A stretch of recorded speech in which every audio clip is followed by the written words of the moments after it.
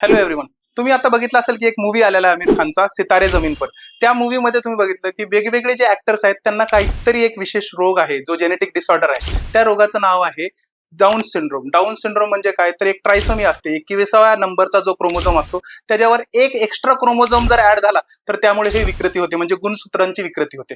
तर अशा विविध गुणसूत्रांच्या विकृतीचा आपण अँथ्रोपॉलॉजीमध्ये अभ्यास करतो. तर अशा कोणत्या कोणत्या गुणसूत्रांच्या विकृती आहेत, तर त्यामध्ये सेक्स लिंक आहेत आणि ऑटोझोमल आहेत, म्हणजे जे नॉन सेक्स लिंक आहे.